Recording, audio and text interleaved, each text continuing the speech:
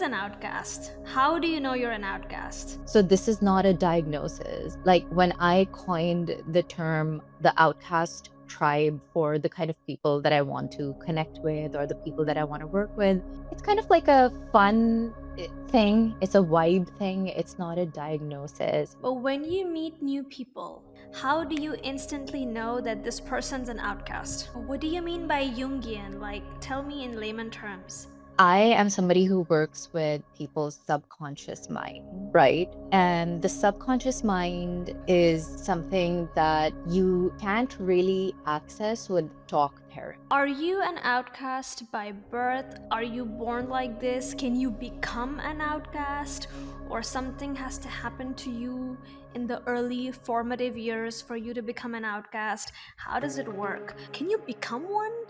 Welcome to Burqa and Bikini, and what I love about this platform is that I meet crazy people, opposites. Um, we melt stereotypes and we talk about uncomfortable things. And today we're diving into a topic that many feel, but very few name it. It's about being an outcast. What does it really mean to live on the fringes of society, not by choice, but by default? Is it about how you look, how you speak, or how you simply are? So, I have a really interesting person on the podcast, Talia. I love your profile, traumatizing trauma and serving Thank outcasts, you. as you say. Thank you. Talia is a hypnotherapist who's originally from Lahore but based in Canada. And I believe society's outcasts are not broken, they're just mirrors reflecting back what the mainstream refuses to see. So together we'll unpack and explore how to recognize if you're really an outcast, what the label means, and whether it might actually be a quiet kind of power. So welcome to my podcast. How are you? I'm good. So we're discussing my favorite topics for everyone. I'm a hypnotherapist, very Jungian approach. I want to say like straight off the top, like I'm not a psychotherapist, I'm not a counselor. I'm a very specific kind of hypnotherapist. I like investigate people's subconscious minds. And while I was doing my hypnotherapy, when I started my practice, I kind of realized that I don't really want to heal everyone. I don't want to be there for everyone. I'm not everyone's emotional support. There are a specific type of people that appeal to me the most. I call them the outcast. And, like the outcast archetype, the outcast tribe.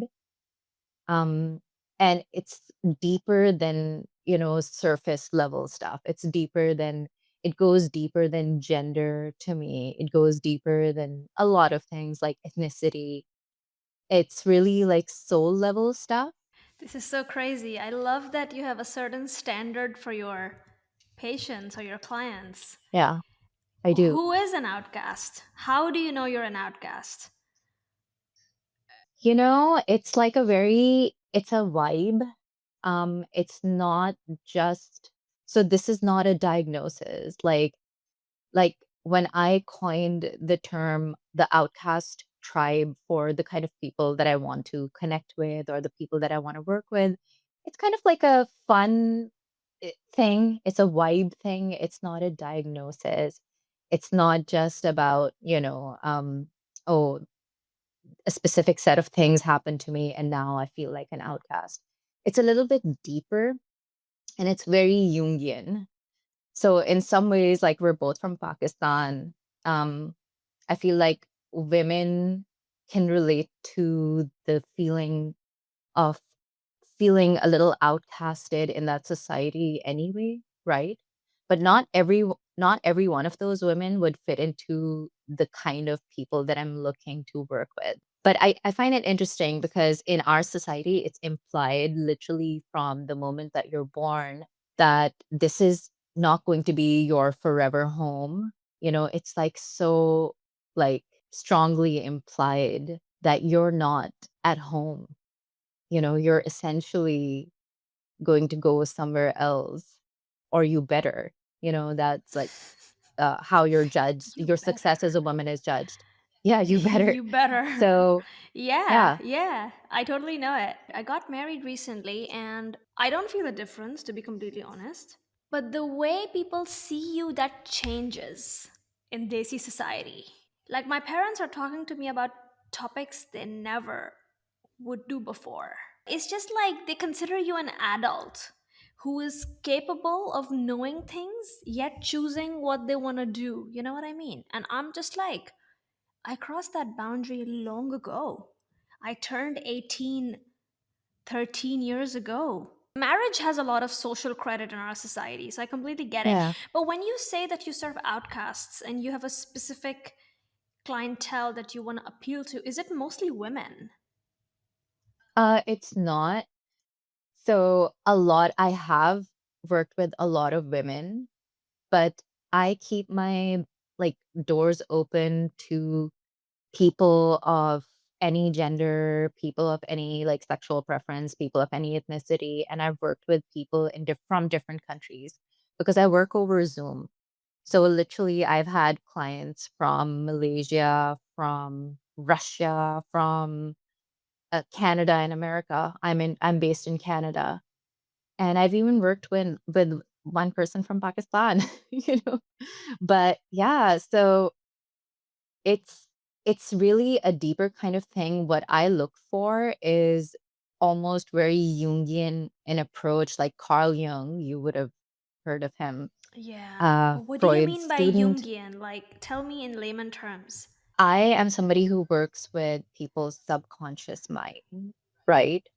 And the subconscious mind is something that you can't really access with talk therapy, right? Like if I'm like your counselor or your psychiatrist or whatever psychologist, when I'm talking to you, it would be difficult for me to access your subconscious mind. We are having like maybe a therapeutic conversation at a conscious level, but the interesting stuff is all stored in your subconscious, and your subconscious is in charge of your nervous system. It's in charge of your hormones. Obviously your psyche comes into it as well, even the way that you breathe, your baseline emotional state. Like if somebody has anxiety most of the time and they don't know why, the reason is in your subconscious. And when I started doing sessions, so I got certified in a specific type of hypnotherapy, which I think I was watching some of your podcasts and I saw like a lot of people actually do that kind of thing in different ways and they'll call it something else. But what I basically do is I will take somebody into hypnosis and then I will start asking them questions based on whatever they wanted me to explore. Like I'll have a discussion with them beforehand. If they say like, I don't know why I'm scared of, say, sex, or I don't know why I'm scared of wearing red, I don't know why, or I'm depressed, or whatever the symptom is, I'll basically be exploring that once that person is under Mm. hypnosis. And then I'll be looking into their memories. And that's where the good stuff comes out. So, the interesting part about subconscious healing, which is what a hypnotherapist can do, not all of them do it, but we can, is that the deepest impact and the deepest conditioning that you've ever had in your life, it's stored in your subconscious. And I got to see that as a hypnotherapist in different sessions, like also stuff that, like in sessions with myself, with someone else, but also with my clients. It's just fascinating that the way you are right now, your unconscious preferences and your baseline emotional state regarding different things. Because obviously, you might feel great in a professional setting or different in a social setting, whatever. But your baseline emotional states, they are coming from deep, deep, deep in your subconscious. And when childhood conditioning goes deep, like I said, you're not super conscious of it. You don't actually consciously know how something has impacted you. Right. So, in my opinion, like when people want to figure themselves out, going to a practitioner who works with your subconscious mind is so useful. And then, like, once you've figured out, once you've understood where, your conditioning was coming from, yeah, you can go and seek talk therapy too. Right. But to go to somebody who investigates your subconscious is so ideal. And then, like, why have I created this term, the outcast tribe? Probably just because I noticed that there are some people who've had certain types of experiences in which, I mean, like I said, it's for me, it's more of a fun term, right? It's not a diagnosis only, but I do tend to attract clients who've had dark experiences, whether it be sexual trauma, whether it be trauma of some other kind, whether it be like a kind of experience of not having fit into their main family while they were growing up for whatever reason. Maybe they were queer, maybe it was something else, whatever the reason may be, you know. So I kind of keep the limits of that tribe open. It's not just for women, it's not just for men, it's open to everyone. And it's more about someone who's just never really felt at home, and I guess the way I came up with the term, like the outcast tribe, like I keep saying that it's a very Jungian approach, because Carl Jung, uh who worked more with like who kind of addressed the subconscious mind more than, say Sigmund Freud. He spoke of symbols, and he spoke of like the collective unconscious that we all had.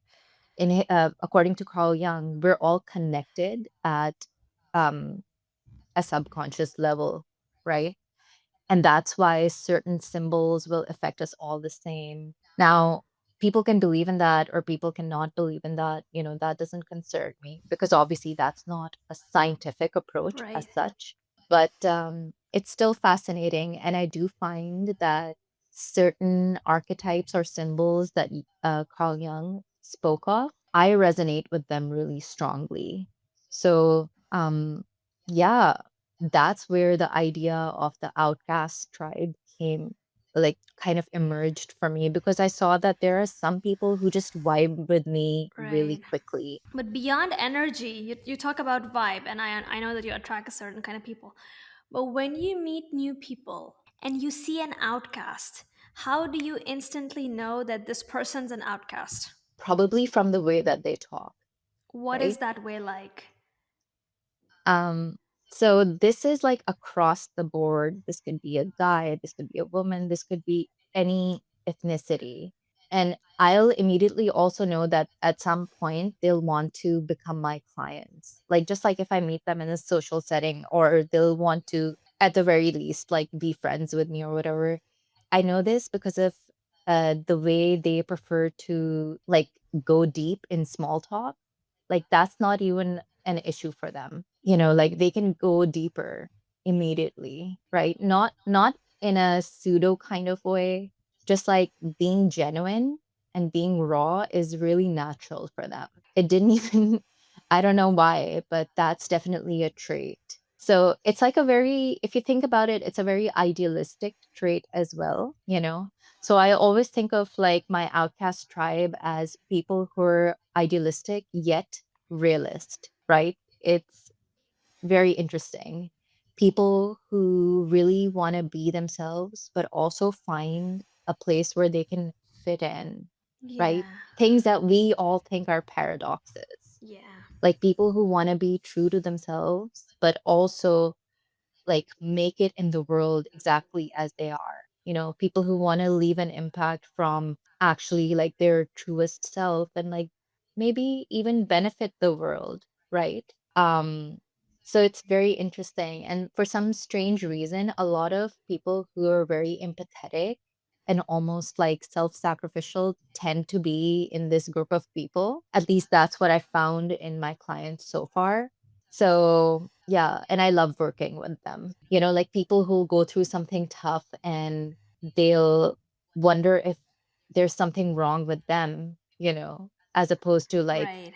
something wrong was done to them. Right. Yeah. And so the idea of like empowering these outcasts was really important to me Yeah. because I've had to empower myself, whether it be after situations of like feeling outcasted in a society, whether it be being traumatized in different ways, like sexual trauma. I've had to empower myself. And so, probably at some point, I was like, you know what? If I'm a hypnotherapist, and I'm going to be working with people, I want to empower people who actually deserve it, right? People who need to be told that maybe if you're feeling down, it's not just because you have unhealthy beliefs, it's because the world is a shit place. And then what can I do for them? I can strengthen them. I can help them develop like fabulous coping mechanisms to adjust to that world. And a lot of times, like when I talk to my clients or my audience, even in my podcast on Spotify, guys, check it out if you want to. It's called Freaks Like Us. I love the So that's name. specific. Freaks like us. Thank you. Us. That's specifically to stay connected to my clients, right? The way I'll talk is very like war oriented almost like you're going to war with the world, because I want my people to remember that it's not just your fault. Oh, I don't like if somebody comes to me and it's a specific type of person. Obviously, this is not the rule for everyone, and they're feeling a certain type of way. It's not always because they're not being positive.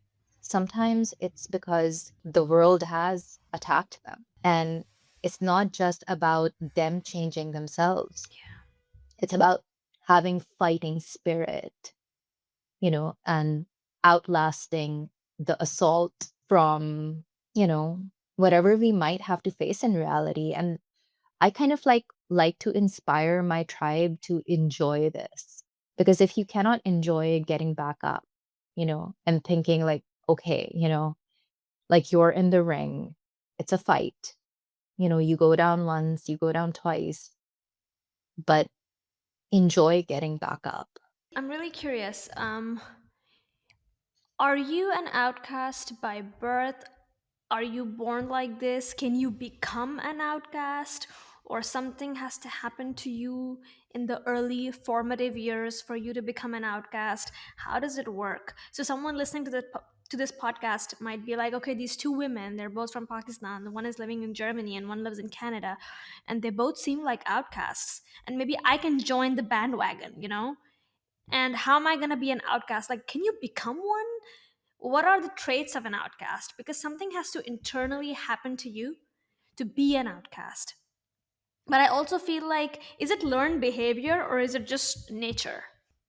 I feel like it's more about a call back to nature, and it's about people who just don't really want to conform to whatever is thrown at them. Like we've discussed this before. It's like it's about being nonconformist, right?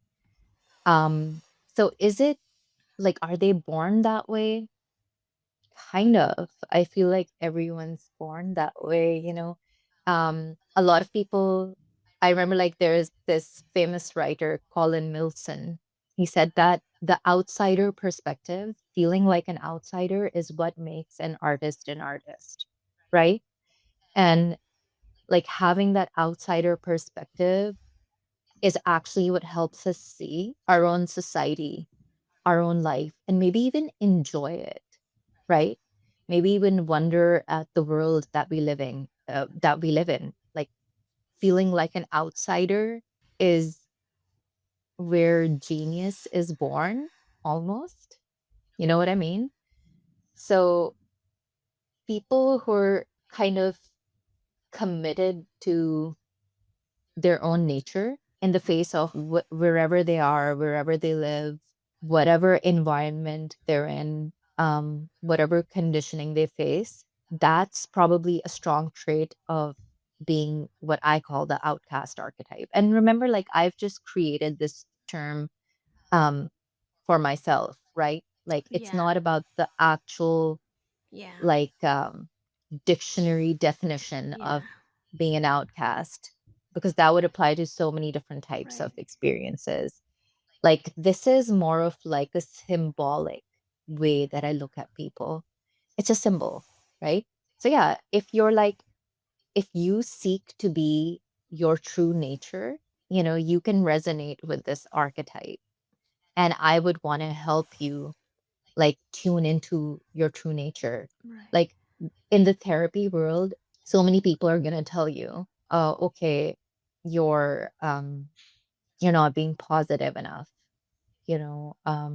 Essentially they're going to shift the blame, like real talk. They're going to shift the blame on the person who comes to them with a problem, in the sense like, okay, you can think about this differently, you're not being positive enough, etc., etc. And maybe that might even be true in a lot of cases, but I feel like what I really enjoy is helping people tune back into their nature and then adjusting to their challenges, So be their you authentic know self. yeah, be their authentic self and tune into your own inner core. And for a lot of people, this feels dangerous, Mm. right? Like even the experience of like running into someone that you're attracted to, and if you feel a strong chemistry, they think that that's like a little dangerous.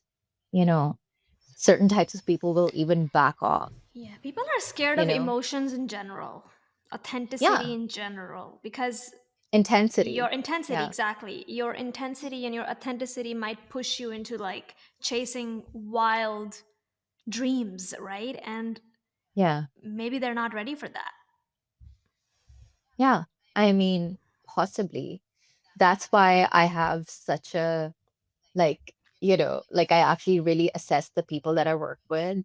You know what I mean? Yeah. Like I'll talk to them first Yeah. and stuff. So um it is a strong call from me to people who are like a little edgy, Hmm. people who are like innovative, people who are intelligent, but also people who are probably who've had to self-sacrifice. And I Right. want to change that. I want Right. to make them less self-sacrificial, right? I'll tell Like you a people who've story. had to, I'll tell you a yeah, story. A lot of times, I mean, you come from Pakistan, so you'll understand the cultural context immediately. And I remember plenty people in my early 20s. I mean, now I'm in my early 30s. But yeah, in my early 20s, I heard this a lot, that I am the way I am because I come from an extremely religious conservative family, and my parents are extremely religious, and women in my family are parda observing. So I went the other way. So technically, yeah, if I have a head on my shoulders, it's because of the women who wear the hijab. You know what I mean? Like, yeah, I am like I yeah, am because I am trying to be different. hmm, And this is really common. This is a really common stereotype in Pakistan, that a woman, that, oh, that woman, she wears a niqab and she wears a hijab and she wears a burqa and her daughter is like me. Like, oh, she's like, the yeah, daughter is a complete opposite of the mother. yeah, I'm not sure how true that is. And I'm also not sure how much of a credit for the daughter the mother or the family should get. And i I find mean, that and i find that really bizarre, that comparison, that this girl or this woman is like that, and she's very, very progressive, and she likes to wear revealing clothes, and she likes to do different things, and she likes to live on her own terms, because the yeah, women before her were clad in cloth. And I find that a bit yeah, weird, because it's almost like saying that if women before me in my clan were not the extreme end of the spectrum, that I wouldn't be who I am. And I find this really weird in yeah, Pakistan, because a lot of people told me, you are like a classic stereotype of a woman who had a really difficult upbringing because the parents were so Yeah. religious. Yeah, my parents were religious, but they did not put me in a burqa, if that makes Yeah. sense, right? Like they wish Yeah. that I did that, but I didn't, I feel right? like people I feel like when people say stuff like that, Yeah. I it's interesting because it's revealing more about that them. It's not really it's revealing something about the way they think or they see the world. And I find that like all of us all the time, like both you and I have podcasts, like there's always this tendency and danger to generalize stuff and to Yeah. make up like rules. Like, look, even I created this outcast archetype tribe, but I keep it flowy. I Yeah, keep it's it like, like, वो burqa wali you know, auntie ki beti kitni out hai. That woman in a burqa, her daughter is an hmm, absolute slut. Like, I don't yeah. understand that But she could be a juxtaposition. slut Yeah, anyway. she could be a slut You know, anyway. And yeah. also, like, there's a lot of women in a burqa whose daughters are also in a burqa. So this is no Yeah. standard. Yeah, there absolutely And I'm are. thinking, like, okay, so I'm technically an outcast because I'm not following the path that Hmm. women before me or women close to me in the family are following. I mean, that is pretty valid though, right? Like, because you're different from like like where you grew up and Yeah, the contrast is from, so yeah, evident. Yeah. yeah. I can relate to that as well. And so that's not really an experience that only somebody who broke out of like religious conditioning would have.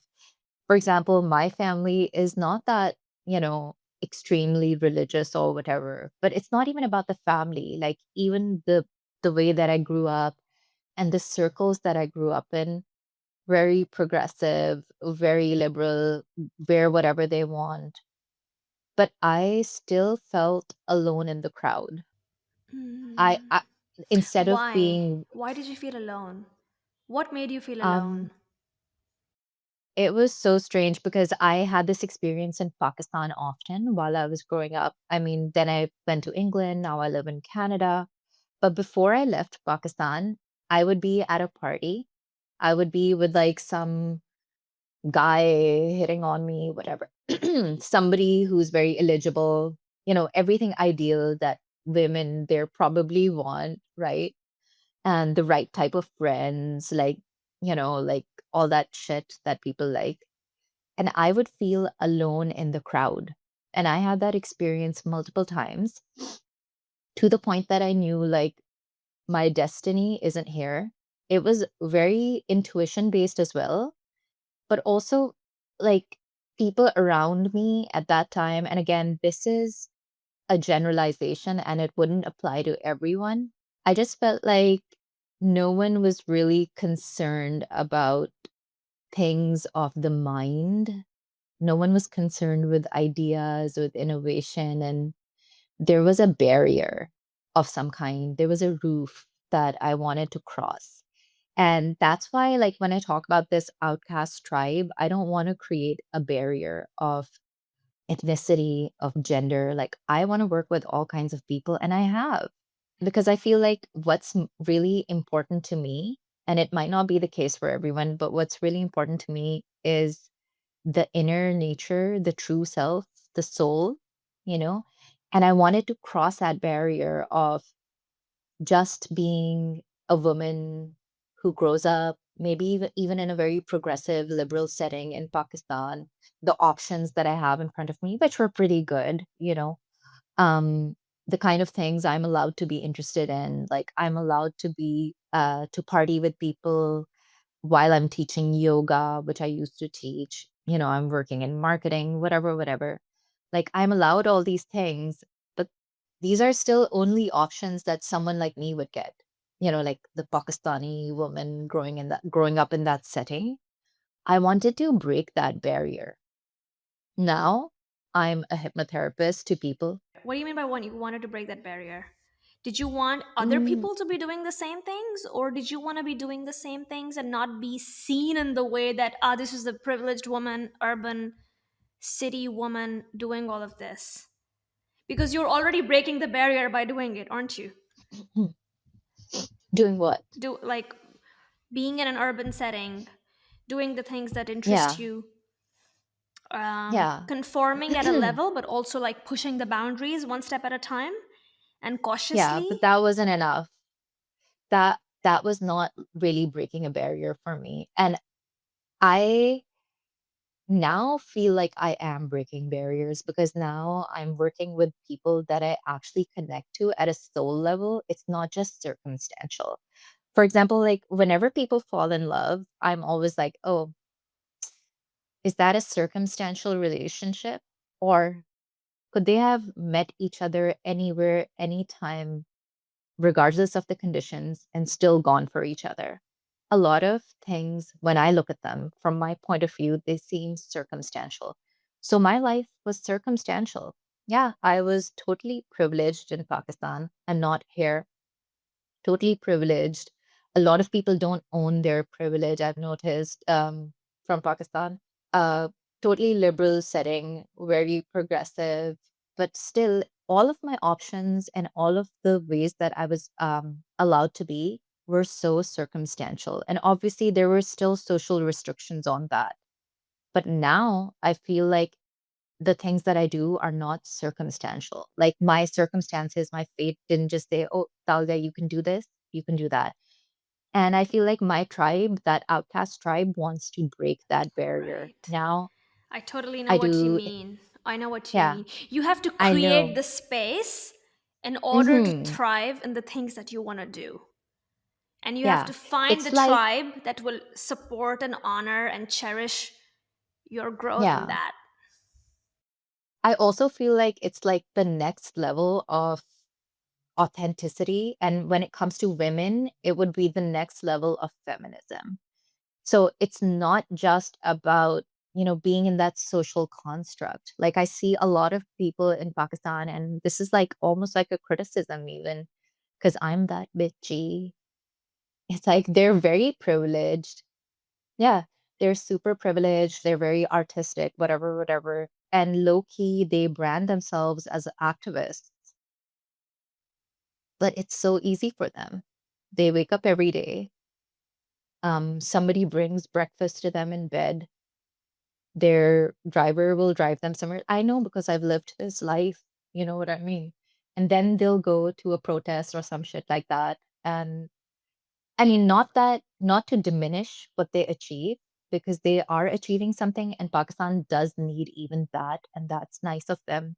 But since I've also lived like that, it wasn't enough for me. It wasn't barrier breaking enough for me.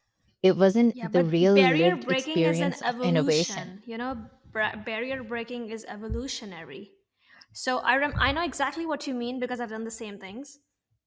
And I've fallen out with people on the same things because there were people who were haters, and I will call them haters because they told me 10 years ago or 12 years ago that a person like you cannot be a feminist because you have financial freedom because of your family. And I was like, okay, cool. I don't care. And thank you. And you don't know the levels I am fighting at. So even if I have financial freedom, there's other things that I'm probably fighting for, and I was. So you're not qualified to comment. But at the same time, I think that Pakistan, any understanding of Pakistan, has to include the fact that there are certain people who have the privilege of class and they can do things a lot more easily than other Yeah. people. And I think And such nothing people, against them. yeah, and I think Yeah. such people are important because Yeah. they can mobilize things, they can, they can gather people, they can Yeah. galvanize support, they can show up, Yeah. they probably have They can fewer create restrictions. activism into a trend, which is good. Exactly. If activism becomes a trend, that's And actually good maybe for at the this point society. in their lives this is boundary breaking for them, maybe Yeah, not for but it us. wasn't enough for me. Yeah, Yeah. I get it. And I get it, totally get it. But I think that maybe they are doing it from a standpoint where they'll do it for a little bit and then they're gonna be like, well, maybe we want more. And it's not cutting it. I don't know. I because I'm not really in touch with people like that anymore, but um everyone, like, from my point of view, everyone still lives inside a box in Pakistan, right? And I mean, nothing against that. If I was in Pakistan right now, I would be living in a box too, right? Um, there is a lot of privilege to people who kind of brand themselves in an activisty kind of way that I see over there, or even in an artistic kind of way. And to me, that's interesting because it reminds me of me. It's like when I was growing up in Pakistan, I was allowed to read, I was allowed to be a writer, I was allowed to write poetry and write fiction and write for magazines and all of that stuff and teach yoga. But I wasn't like, if I just went on stage and I cussed, you know what I mean? Cussed someone out, right?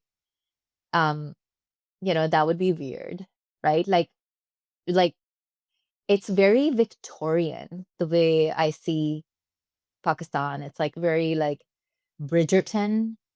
Like at the end of the day, even Eloise or whatever in Bridgerton, there's this character. Okay, so Bridgerton is like very Victorian era. Like all these girls are supposed to be married off. It's kind of like that. Kind of like that. Yeah, well, Downton Abbey is probably a little different, but similar period. So it's like all these women are still supposed to be married off, like their expiry date is reaching. Um, but in Bridgerton, there is like one or two characters who are like writers and like they read and all of that stuff. And I was like that in Pakistan as well, right? Like the woman who thinks a little bit more. And then what happens is that she just attracts the attention of some handsome guy who likes that she's like a little different. But the fate is the same. The box is the same. So I see Pakistan as a very like Victorian era coded society that even the art is, So, speaking of Pakistan, I'm actually more interested in like the Desi South Asian Muslim majority yeah, outcast prototype for a woman.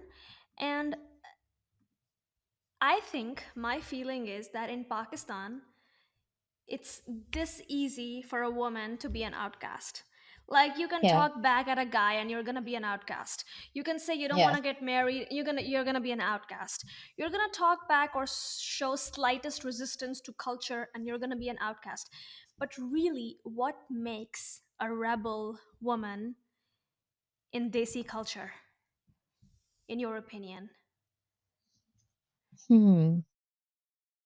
I mean, so many things, like there would be different answers to this question, but probably just like, being authentic, being true to yourself, and then not really internalizing the expectations that people have of you, because not all of those expectations are going to be verbal.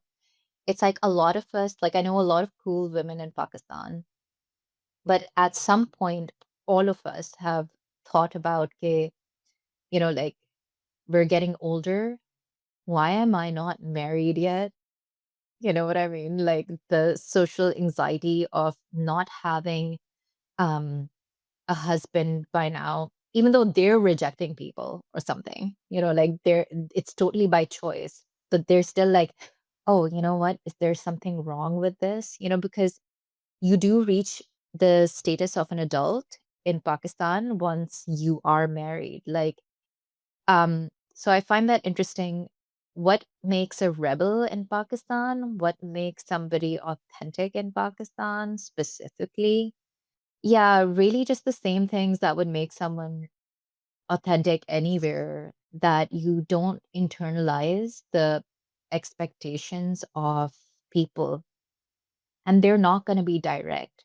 It's going to be in the air around you, so to speak. Like nobody says anything to me when I'm there. Nobody would dare, but I can tell what they feel. They're like, they might even be nice to you, but it's like they're extra careful with you. They're not like comfortable with you completely. The invitation for you to visit or meet with them isn't a permanent invitation. Like you're like a delicacy. Right. You're not a staple. You know what I mean? So It's Yeah, almost like being the forbidden fruit as well. I love We're a that. delicacy. Yeah. You said that I asked you what makes a rebel woman in our culture, and you used the word authentic and rebel in the same sentence. Do you Yeah. think everybody in Desi society, I'm speaking of women strictly, every woman in Desi society who's authentic is a rebel? You think? Is I Desi mean, society that in a unforgiving? way, uh, like that's just how I see it. I see it as like being true to your nature. You know what I mean? Um, but I can't claim to know everyone, right? Like, I don't like making too many generalizations either. I can't claim to know everyone. And I feel like there's totally like this temptation to have like a good sound bite, that everyone's going to be like, oh, yeah, that's so true. But I want to go beyond that. I really do. You know what I mean? It's like I see a lot of people who will do stuff like I know like you might not even like that I'm saying it, but like they'll do like male bashing as well. Like they'll kind of low key like uh be To like fit in? trendy You little. mean to fit in? Or what? No, no, just to have like trendy sound bites, the idea of creating like trendy sound bites that sound feminist. You know what I mean? I don't really want to do that because I can't generalize for everyone. We don't know who's like what. You know what I mean? You really don't know. I Like we actually can, think in Pakistan or within this Desi South Asian framework, I think that male bashing to have trendy sound bites as a feminist is actually a very small percentage of women, if I'm completely honest. yeah. I don't know. I mean, It's a generally, probably in the world, like, I mean, my experience of maybe seeing stuff in the West is speaking over here as well. It's not just about male bashing, it's about like having like kind of like easily just, you know, speaking only to women when we're talking about healing or when we're talking about self-empowerment. Um, kind of like even in our experiences that we talk about that might be shitty experiences of the world, just making the assumption that in the way that we speak, that maybe it sounds like talks about men in general. I actually don't think that that's fair because if we did this, like if we spoke about women the same way, in my mind, that wouldn't be fair. It would make me feel unwelcome. So this is something that, like, as I've matured, I've understood, like, I want to kind of keep things open to experience. But why do Everyone you is think women? different. Why do you think women in Pakistan or in the Desi context, given all the challenges they face, should make men feel more welcome? I Why? didn't say that. I was talking about just in general, but I don't think they need to make anyone feel more comfortable. But it's like we don't need to make anyone feel uncomfortable either. I think you're assuming that I'm saying this in just Now the I'm just trying to case of understand. Pakistan, I'm just but I'm trying to not. understand it. I'm Like talking about the world. in the. I'm just trying to understand. Because I totally know what you're saying. I know Yeah. exactly the type of. I know the category you're talking about. Yeah. But I'm also ever since I moved out of Pakistan, I've been really cautious commenting on people who live back in Pakistan because I'm not Hmm. there, right? And Yeah. even for the privileged class lately, for women, even for men, like it's really hard to survive there, and there's a lot of challenges, and women have another host of challenges like safety, and we have like really extremely horrible headlines concerning women in the media. But also for men, life's not a walk in a park in Pakistan. Yeah. So And I'm that's a just lot. By the way, like, I still feel the same. Like, I'll go back and repeat exactly what I said. Um, every situation has different, like, um, like every situation is not the same. And what I was talking about is people creating like trendy sound bites. It wasn't like a criticism of anything that you might be imagining it to be. No, no, I'm not I imagining. just I'm just noticed that. asking. Like, no, no, Yeah. I'm just asking. Like, I'm just really open. I'm just asking to understand. Yeah. I feel Yeah, like, okay, so then I'll explain a little bit more and go in the direction that you want me to go in. When it comes to, say, Pakistan or patriarchy, that's a lot about women as well. Women are part of the patriarchal system. And a lot of things that happen to women rest on the shoulders of other women, like the system that we live in, the reason that some women become unsafe. Even like my experience or the experience of a lot of people, you might be able to relate to it, people who are a little bit different in Pakistan while they're growing up. The way the community will kind of like back off from them creates a lack of safety for those people, like especially women, because women are preyed upon by men who might be predators. Of course, it's easy to prey upon a woman, yeah. They're seen as upon a woman. targets.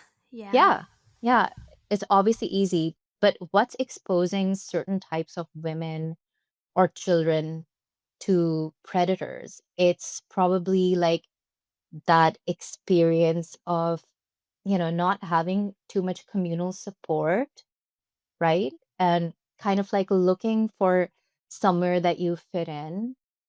Um, I feel like even the experience of feeling ostracized or whatever, just so many things. Um, not really having communal support. Yeah, that definitely exposes you to danger. And when it comes to the idea of like community, that includes women as well.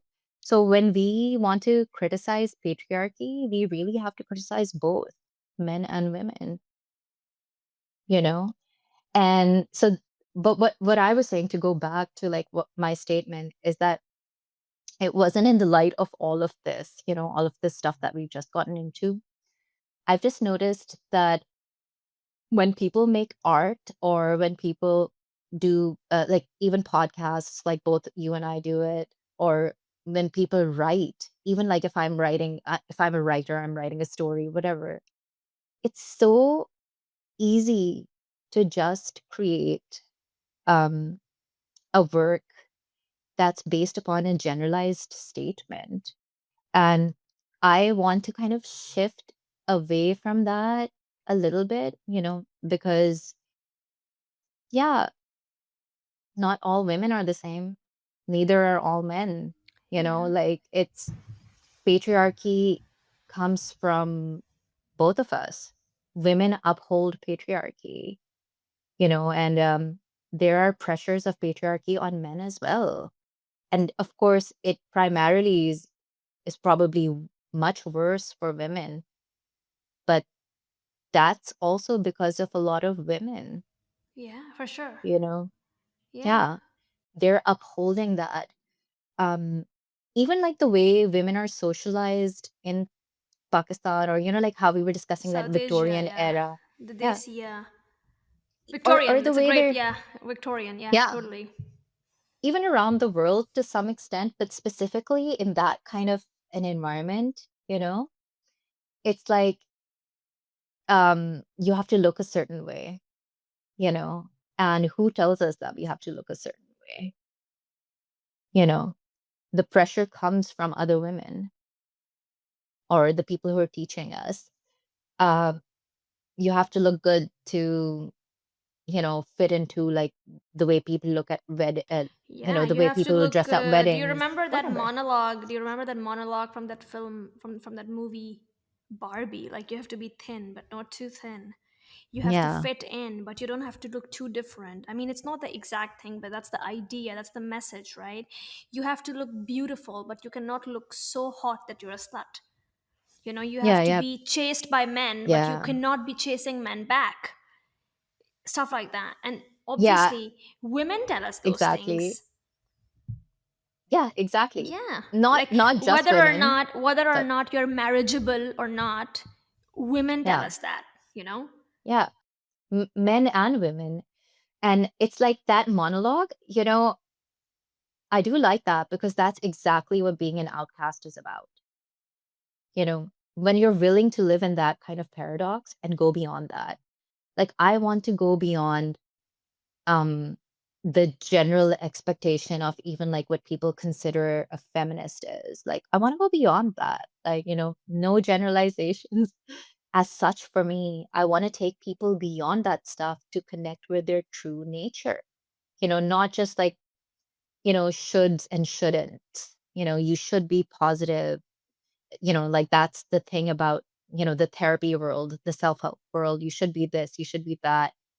You should be a feminist. Okay, can I be myself too? You know what I mean? I would like to be myself. You should be not offensive to this one or that one. I feel like as long as somebody is not maliciously harming anyone, be yourself. If somebody doesn't want to tune into that, they don't have to tune into that. And that's fine. But be yourself. And I think my experience of like being in stand-up comedy really colors the way I think as well about free speech and stuff like that. So I mean, I'm into dark humor. I have gone on stage and said like stuff that in a different context might be so offensive, but it's about the context, right? It's Tell me always some about of the the crazy context. stuff that you've said with the context. I mean, like it won't really come out right over here, and I don't really remember the exact details, but once I remember when Trump got elected. So I was at an open mic and while I was like doing stuff, I was like, I made some joke about how, yeah, this is like, this is just bullshit, right? Like, it's just like to get a reaction. And again, it's in the context of being on stage making a joke. Everyone knows that, or everyone should know that when you're a stand up comedian, you can say anything and it doesn't matter. It's not a political statement. But I was like, I think might have made a joke about, how like it seems that a lot of brown people have voted for Trump because uh, something about how, you know, like the truth is, brown people consist of a lot of Indians and Muslim people, etc. And we just don't need to have that many abortions, like or something about that. Like, like our little girls just so I said it in a much more offensive way, but it's also kind of true. But I get it. Yeah. I'm a But it sport. pissed I'm people gonna off laugh. right then. Yeah. Yeah. I'm gonna laugh about it. Yeah. I remember I really pissed off. Like there was a girl sitting in front of me and she was just like, and she has a right to be like that. But I also have a right to Yeah, poke fair. fun at Yeah, stuff. totally.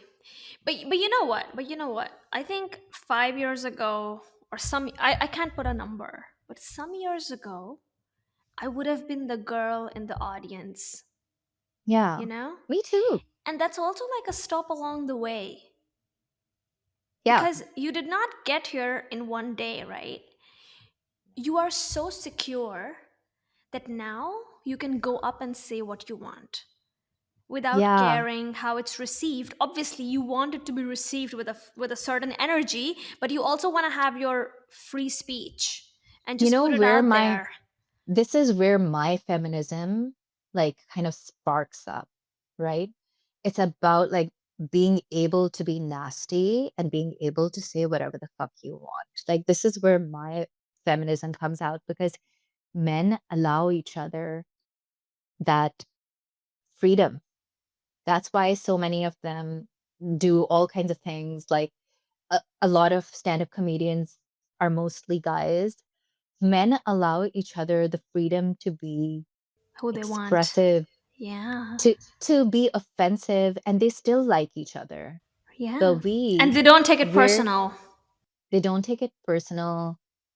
And I think women like I don't know, generally, like I'm not talking about Pakistan, but women are like a little bit more judgy with each other, especially like, um, you know, yeah, when it comes to like matters of voice statements, Yeah. we have to think so hard before we Yeah. say And the anything. expectations are different. I mean, it's completely unrelated, but yesterday, and I'm not sure when this podcast comes out, so by the time this podcast is released, it's going to be a few Yeah. days or a few weeks. But this friend of mine sends me this message on WhatsApp and goes like, "Oh, Malala has spoken about Gaza, right? Because this has been an ongoing conversation that Malala is not very Mm, expressive, da da da." And I'm always like, I'm sorry, but like the way Pakistanis treat Malala, it's horrible. Like, first of all, she doesn't owe you nothing. And two, mhm, who do you think you are to tell her what to say and what not? And I yeah. understand the natural scrutiny, but I mean, she goes, she is heavily scrutinized because she's a woman. Yeah. If this was a Yeah. man doing half the stuff, or, I mean, there are many men in Pakistan who are in positions of power. There are many men from Pakistan who live abroad, who have a lot of money, a lot of wealth, a lot of recognition, position, power, haven't said a single word about Gaza. Nobody's talking about them. Yeah. I'm We not haven't gonna go even on heard and about those names. men. Exactly. Yeah. Like, I know so many men because I'm a journalist and we are constantly keeping an eye on commentators and people who Yeah. appear on TV, and they would do it for the airtime and they would do it for the money, but they don't really care about what's happening in Gaza either. So You know, why do people have so much of a problem that Malala isn't saying something? And also, like, a lot of people who take an issue with Malala are also men. And I'm like, yeah. you just have this really sick mindset because you're a guy. And you think that she owes you something and she owes the country Yeah. something. And she really doesn't. Like, I can understand the frustration, but the I mean, I always scrutiny. found it interesting, even like, I really like admire her for what she's gone through. But I find it interesting, like there are so many ways of going wrong. If you keep wearing a dupatta on your head, they're still gonna scrutinize you. And if you dress whatever way you want or whatever, like completely Western, like they're still gonna scrutinize you. Like there's just no way of winning. Like she's doing everything right according to the Pakistani playbook, by the way. Like she's married, like she's very family oriented, whatever. Like she's She's religious keeping a or low culturally profile. religious. Yeah, she fits Yeah, a certain profile. She's talking about everything yeah. that's halal education. She's not talking about And they sex, still won't let her pornography, go. and they still Yeah. will not let her live. And that's why I feel Yeah, like yeah. I completely hear you when you say that women judge each other so harshly. But I feel like women Mhm. in general are judged harshly by men and women as well. Yeah, And for sure. you Especially know, in Pakistan. ig- especially in the Desi context, especially in the Muslim context, I feel, Yeah, yeah. especially, and I have to say, not just in the Muslim and the Desi context, all over the world. Look at Mm. look at Mexico, look at Argentina, look at Latin America. People have been fighting for abortion rights forever. I mean, look at Western Europe. Yeah. I mean, there was a chancellor in Germany who split up with his partner, who split up with three different partners over the course of being a chancellor. And then there was the foreign minister of Germany who said, I'm going through a divorce and she's a woman. And people were like, oh, well, you cannot handle a husband. And I'm like, this is so fucking nasty. Like, I'm so sorry. Like, my editor should cut out the fucking, because I normally don't talk like that. But also, like, this is Yeah. so disgusting because there has been a history in Germany where a chancellor split up with his partner three times. This Yeah. is insidious, this is outrageous. And I feel like also, like, politically, when there are scandals like Hillary Clinton and Monica Lewinsky and Bill Clinton, all I of these love Monica scandals. Lewinsky. Oh my Yeah, God. Like that's I a feel perfect like, example of an outcast, by the way. exactly, it's a great Intelligence. example. It's a Yeah. doing what she wants, following her mind and not backing off. And even the ostracism. It's like to be ostracized and outcasted for something that she couldn't even help. Um, Fascinating. I mean, that's a perfect She example was of a glorified ostracized. outcast. She was ostracized for something that she was not responsible for because she was an intern. Yeah, Y- exactly. you Yeah, know? she was young. She didn't know, like, she was a kid at that time, and And she this is was so with somebody so interesting much that more powerful. people always talk about power dynamic and the person who's more senior gets to bear the responsibility. But as soon as you introduce a woman in this exchange, in a Hmm. gendered conflict, the fault is always the woman's. Always remember that feminist Hillary is the one who was abusing Monica Lewinsky openly in public statements or putting the blame on her. So my feminism is always going to be on the side of someone like Monica Lewinsky. I remember when I was growing up, way before it was trendy to support Britney Spears, I was like, I don't know why they talk about Britney Spears that way. Like, that's where my feminism lies, right?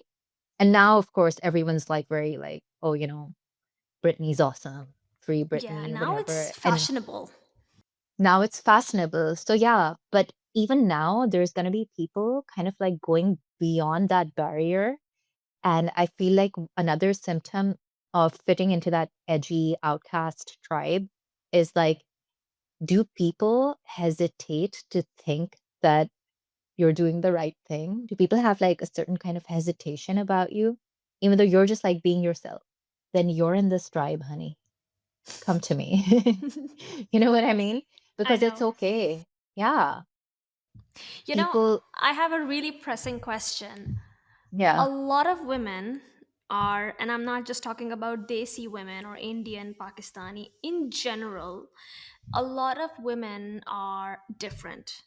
A lot of women are outcasts lately because women are supporting each other in following their intuition, in following their authenticity, right? This is something that we've nurtured and we've worked at.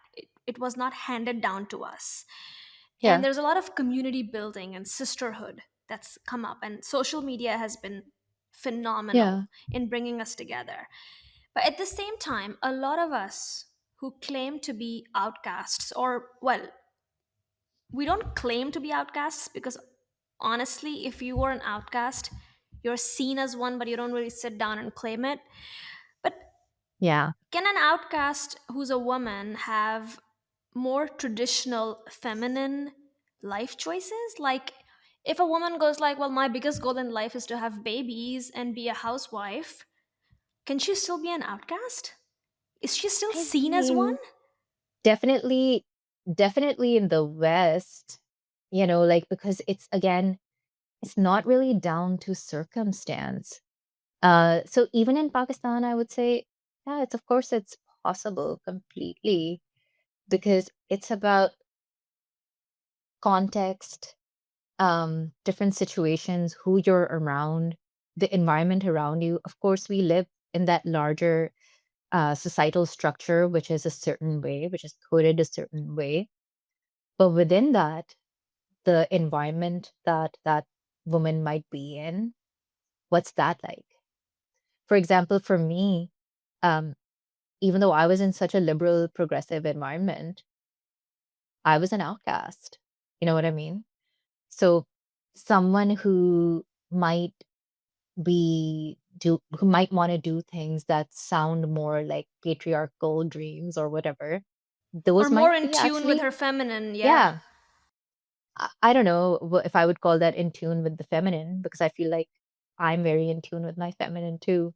But Yeah, it's it's like different things. You can whatever, be, yeah, you can be different yeah, things with your feminine, but traditionally more feminine roles like yeah. parenting and being a parent or a mother. Um, do these life choices take away from your outcast label? I don't think so. I really don't think so. So of course, I'm now going to start talking about like even single moms and stuff like that, but it's not really about that even. It's about being an outcast is more about someone who needs to strengthen their self. And a lot of mothers, I would say, a lot of eldest uh, children, a lot of eldest daughters, are in this habit of like self-sacrifice. You know what I mean? So it doesn't take away from being an outcast at all. You can want to be a mother, you can be a mother, but you might still feel alone in the crowd, you know?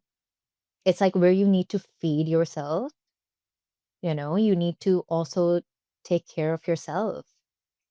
So probably like having that outcast experience, the way I see it is just feeling alone in the crowd, even though you're supposed to fit into that crowd, but feeling alone. And that comes down so much to like feeding your core self and having a voice. And you can't just tell someone, oh, you should speak up more. That doesn't work. It doesn't work like that. Yeah, it's so much about um, going on a journey also to find your authentic self. Like a lot of people will say, I used to make fun of this, that a lot of like women will say, oh, I just want to say what I want to say. So then you're like, okay, say what you want to say. Okay, well, I just want to say that I want to say whatever I want to say. Okay, so what do you want to say? I just want to say that I want to say whatever I want to say. Have you figured out what you want to say? It's it goes a little deeper. Figure out who you are, right? Like what's your real preferences? Like what do you really enjoy? If we're all the same, like um kind of like if we all sound the same when we're Mhm. sounding feminist, there's something wrong with that, in my opinion. Yeah. If we're all repeating the same statements, the same opinions, Yeah, there's no one way to be a feminist. yeah, right, right, or to be free or to be authentic. It's Yeah, like I mean, there will be things you and I will disagree about. Doesn't make you less feminist and doesn't make me less feminist. It's just right. we have independent brains, and there will be definitely stuff that you'll be like, what the There hell are should you be. saying? And I'll be like, what There are you should be. saying? Yeah. Yeah. And now we can talk about it openly because it's 2025.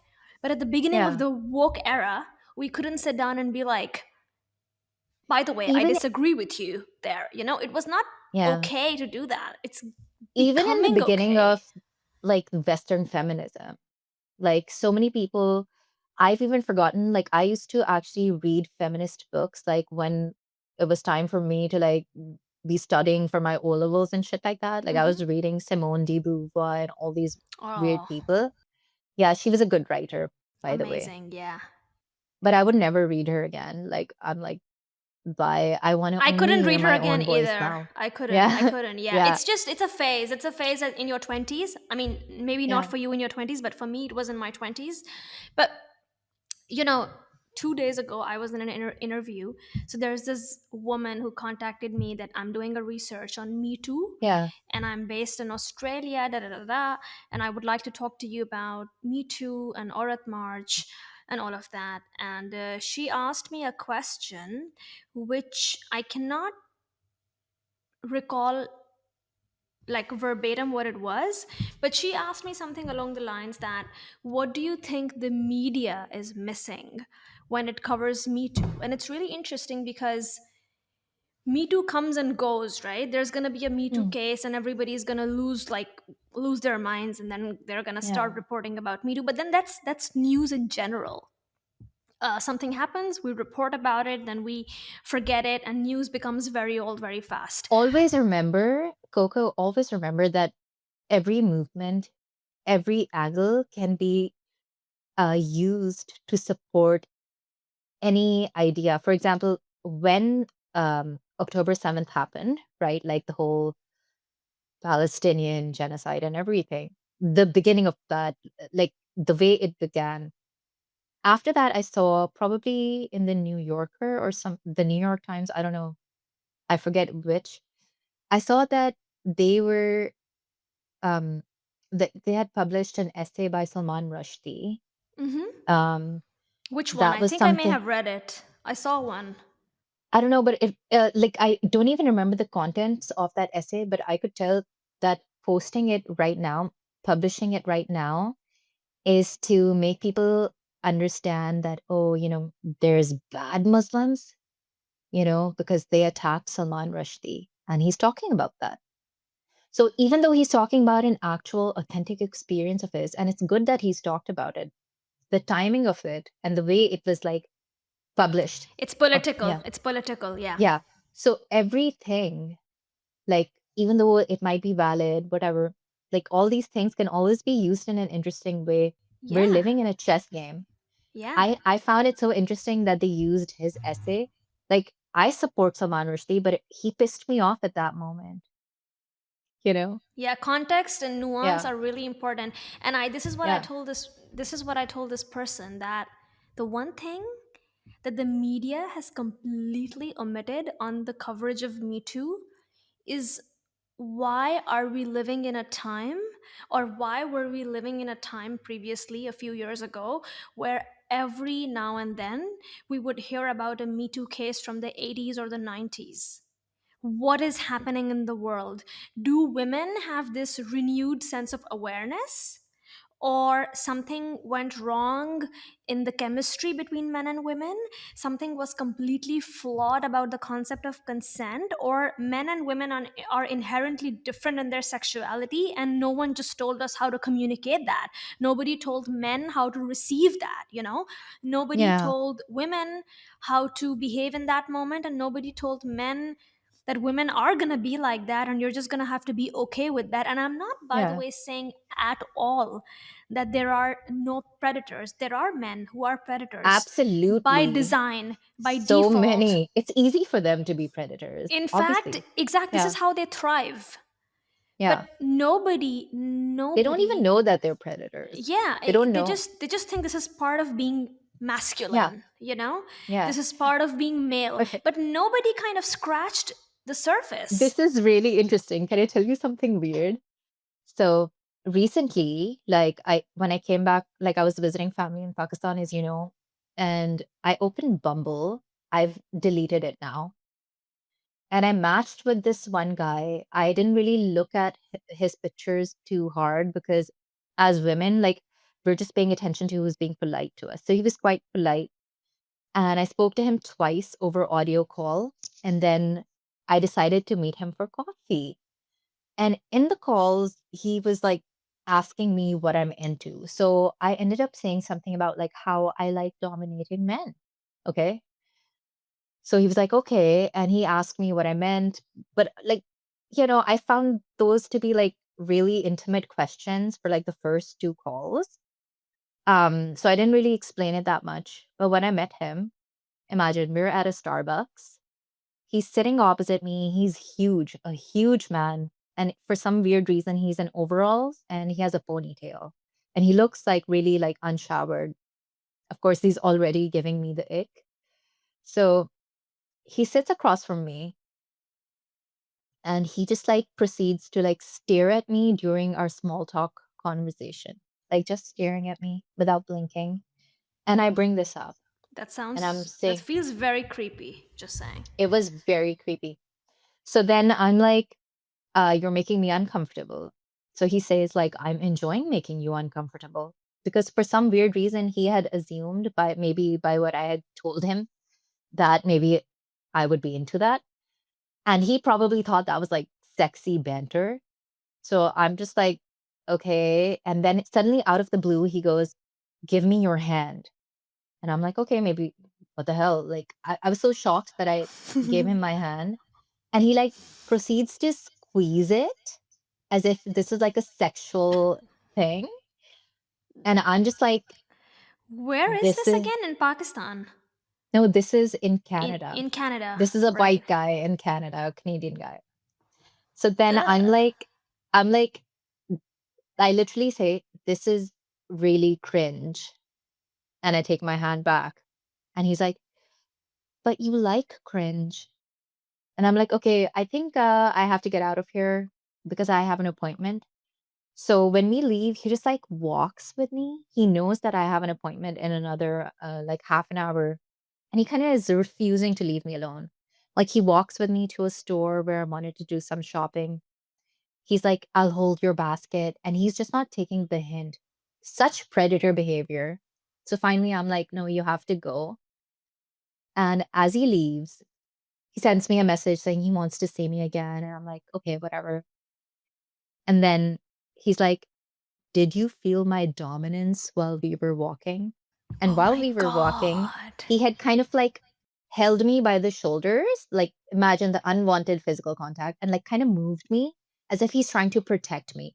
Now, in his mind, this guy was such a dominating, like protector man. This is so I this is deleted, such harassing yeah, behavior.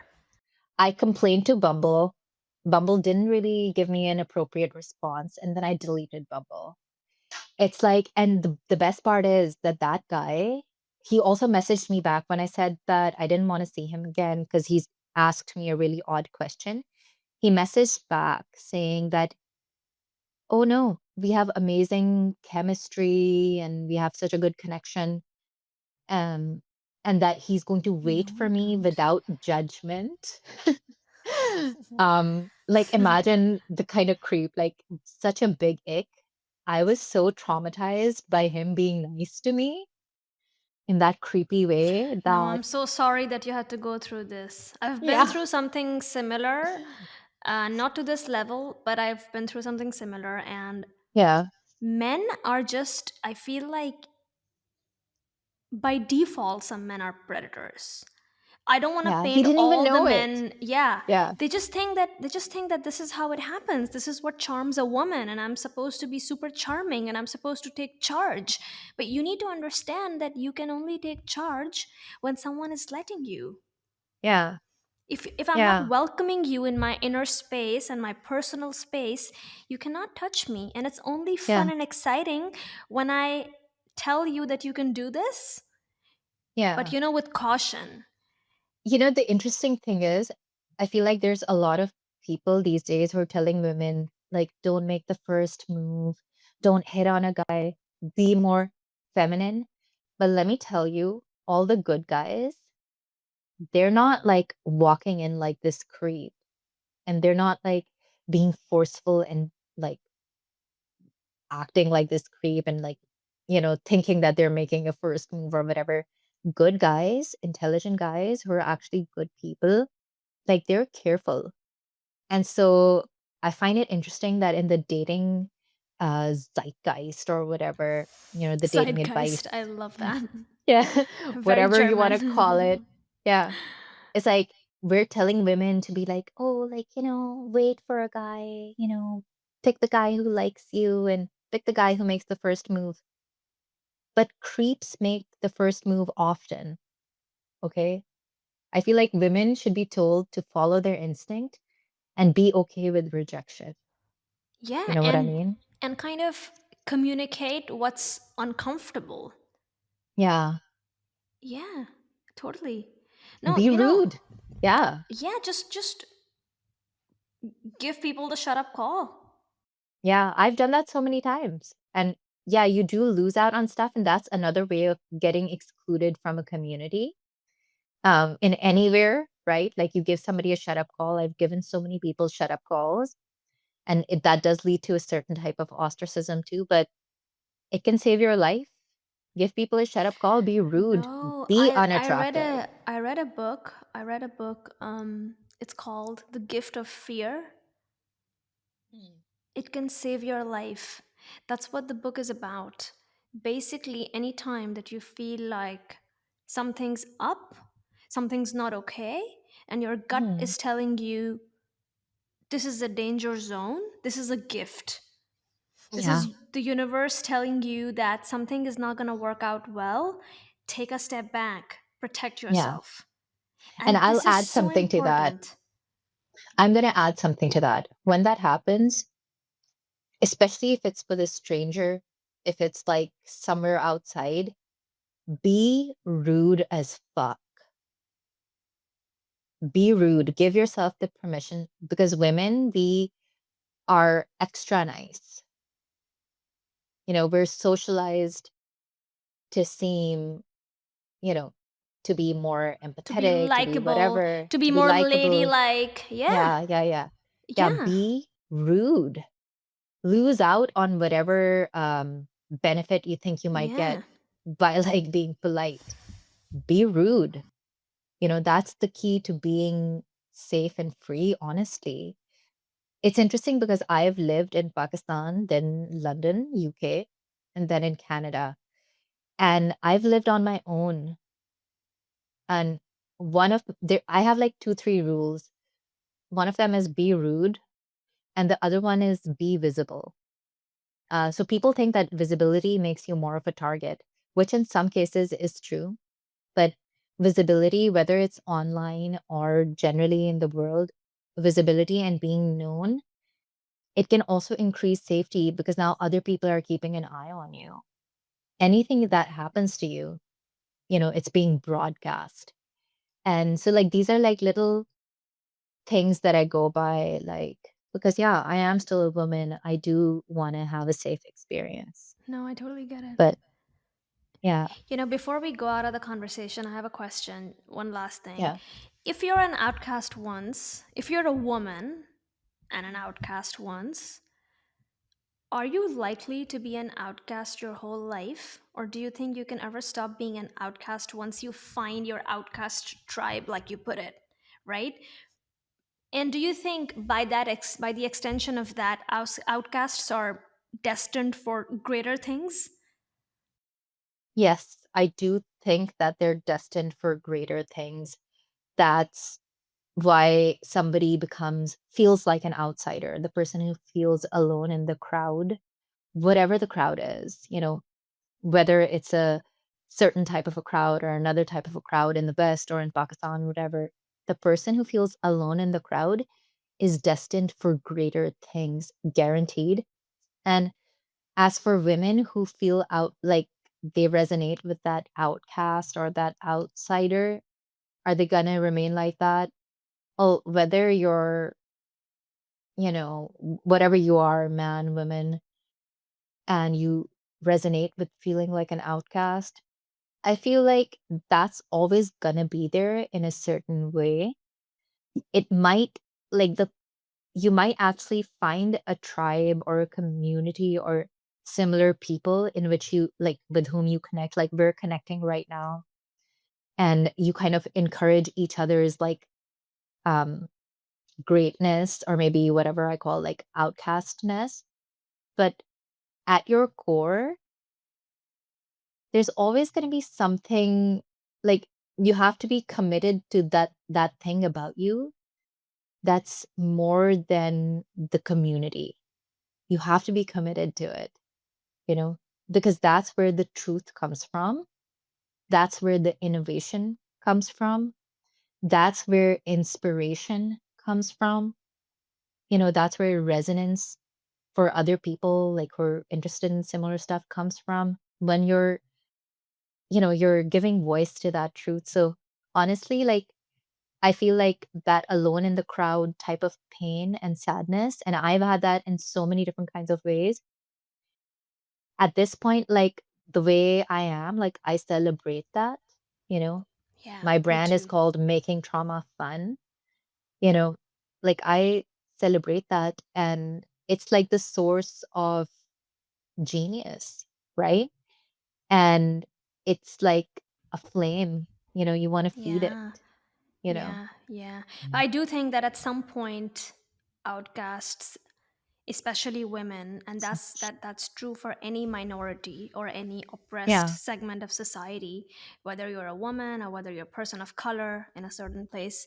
I think we've all felt a bit lonely, yeah, and that's okay, I think. yeah, and I love that. That's exactly what I'm talking about, like it's time to embrace that. That Yeah, feeling, if you're an intelligent person, like, that feeling should come back every now and then because it's going to, um, trigger, like, creativity. It's going to trigger truth. You know what I mean? yeah, It's going to trigger yeah, next level growth, and yeah.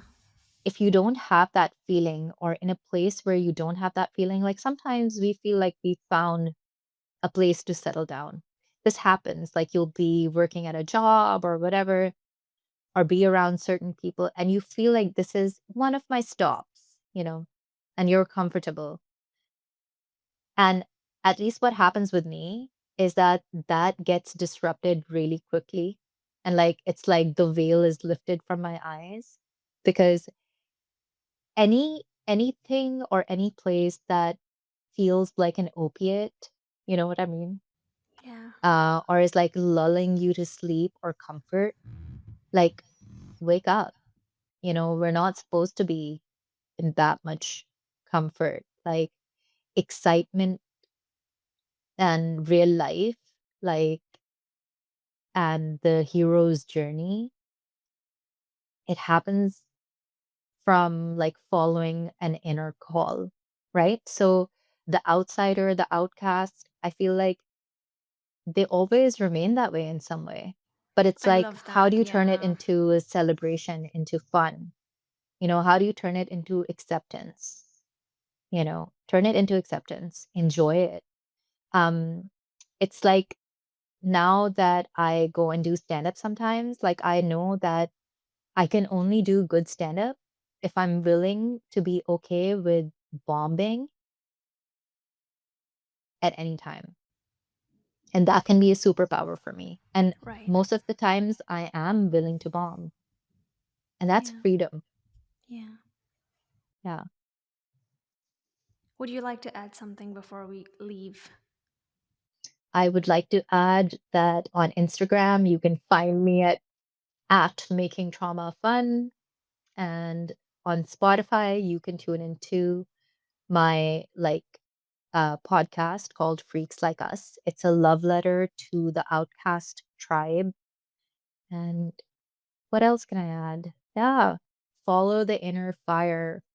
Look at me making a generalization. It's like, No, but I can say this, yeah, that whether you're an outcast for how you look or who you love or what you believe or simply taking too much space, you're not broken and you're not alone and you're not the problem, because being an outcast is not a wound, it's like a mirror.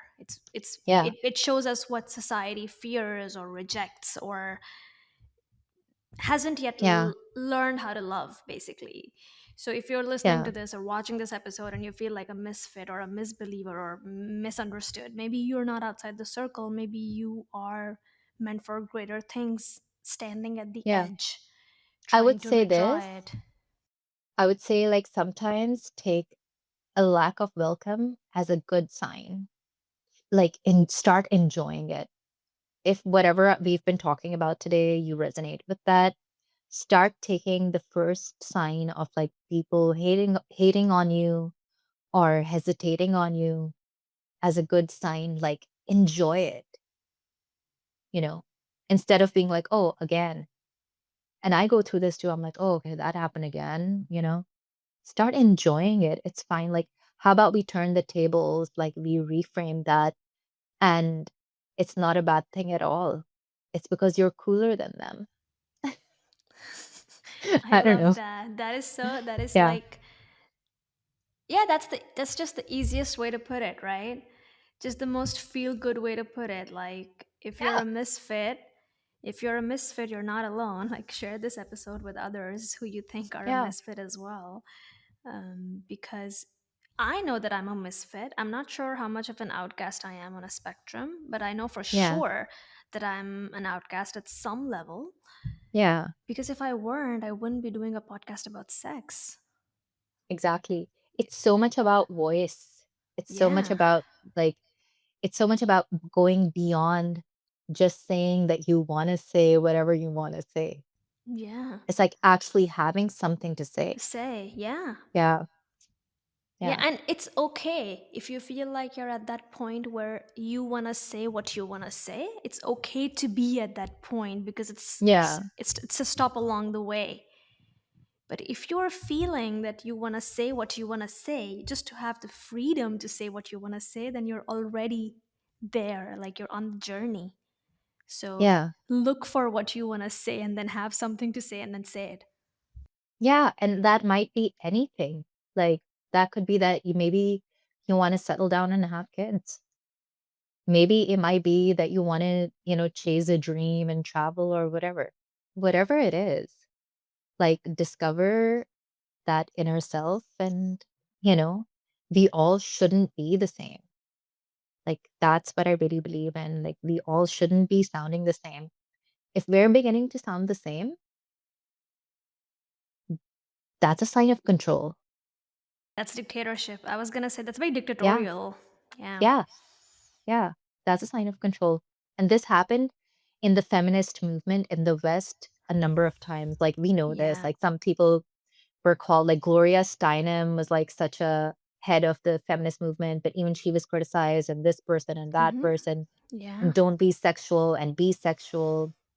But it's like, if you Yeah, want that's everyone to sound the that's pretty same. much liberal feminism, which is starting Yeah, to face a lot of backlash, and now we've made room for radical feminists and other kinds of feminists who are writing their own rules, and they don't have to sound like liberal feminists. There's no one way to be free or to be liberated yeah, or to be an outcast or to be a feminist. You can be who you want. yeah, yeah. Ooh, I like that. You can be who you want. You That can I'm be who gonna you use want. that. Yeah. Thank you so much for being Alright. here. And if this content resonates with you, please like or subscribe or follow wherever you are. And don't try to fit in. Yeah. Make trauma fun. I like that. Make trauma fun. Thank you for being here. It was so wonderful. Thank you, Coco.